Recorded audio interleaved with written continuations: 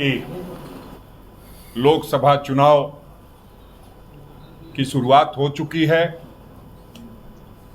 इस निमित्त हम लोगों के घोषणा पत्र की भी बात आप सबों के सामने आ चुकी है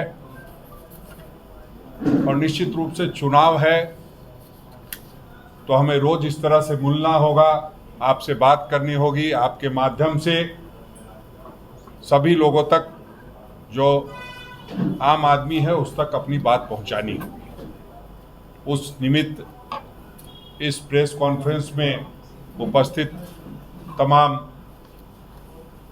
पत्रकार बंधुओं, हमारे साथ मंच पर उपस्थित हमारे अखिल भारतीय कांग्रेस कमेटी के प्रवक्ता ज्योति कुमार सिंह जी, हमारे मीडिया के प्रभारी राकेश सिन्हा जी, रियाज अंसारी जी, ऋषिकेश सिंह जी, संगठन के महासचिव अमूल्य नीरज खालको जी, सोनल शांति, रिंकू तिवारी जी। हम लोगों का घोषणा पत्र जारी होने के बाद आपने देखा है कि किस तरह से प्रधानमंत्री जी बौखलाहट में अनाप शनाप अनर्गल बयानबाजी, अनर्गल भाषण दे करके कहीं न कहीं अपने आप को केंद्र बिंदु में रखना चाहते हैं। जनता से वो पूरी तरह से नकारे जा चुके हैं। अपने 10 साल के कार्यकाल के बारे में बताने को उनके पास कुछ भी नहीं है। इसलिए वो कांग्रेस के मैनिफेस्टो पे चर्चा कर रहे हैं। एक उनकी सबसे बड़ी आदत ये है, या भारतीय जनता पार्टी के नेताओं की आदत है, पूछिएगा चाचा का नाम बताएंगे मामा का, पूछिएगा मामा का नाम बताएंगे फूफा का, क्योंकि अपने पास उनको कहने के लिए कुछ भी नहीं है।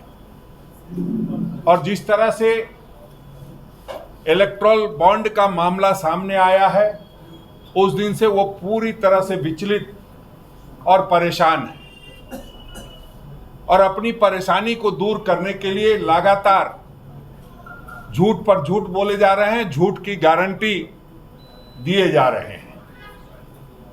ऐसे में हम लोगों का दायित्व बनता है कि जो जनता को एक बार फिर से गुमराह करने का वो प्रयास कर रहे हैं उसको हम विफल कर सके।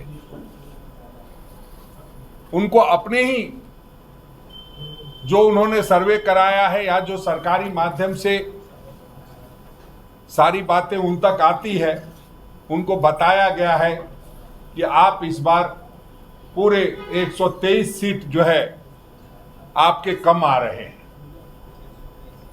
और उस वजह से वो बहुत परेशान दिख रहे हैं और लगातार सिर्फ और सिर्फ कांग्रेस पर हमला करके, कांग्रेस के मैनिफेस्टो पर हमला करके वो अपनी ओर ध्यान आकृष्ट कराना चाहते हैं। उनको ये बर्दाश्त नहीं है कि गरीब और आम आदमी की आवाज को कांग्रेस पार्टी बुलंद करे, गरीब और आम आदमी के जेब में कुछ जा सके, उनको न्याय मिले। जब से आदरणीय राहुल गांधी जी ने भारत जोड़ो न्याय यात्रा की और उससे पहले भारत जोड़ो यात्रा की, उन्होंने लगातार लोगों से, युवाओं से, नारी से, पिछड़ों से, अगरों से, दलितों से, आदिवासियों से, अल्पसंख्यकों से, सबसे लगातार मुलाकात की और उसका जो निचोड़ आया, उससे जो सारी बातें कलेक्ट हुई, उन सबको कांग्रेस पार्टी ने अपने मैनिफेस्टो के रूप में उतारा है। और सही बात यह है कि जब हजार लोग यूं कहिए कि करोड़ों करोड़ों लोगों से उनकी मुलाकात हुई।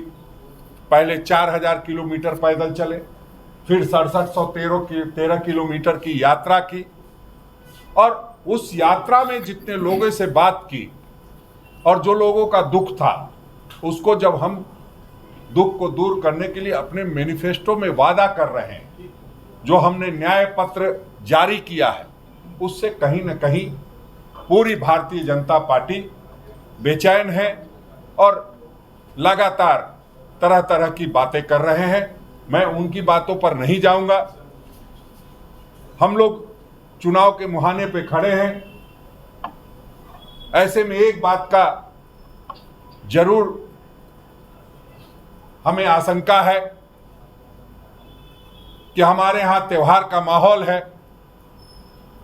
3 दिन के बाद ईद होगी, सरहुल होगा, उसके बाद रामनवमी है। लोगों के मन में एक डर बैठा हुआ है कि चुनाव है, कहीं चुनाव में अपने ध्रुवीकरण के फायदे को उठाने के लिए तरह तरह की साजिश करके कहीं मतों का ध्रुवीकरण नहीं कराया जाए।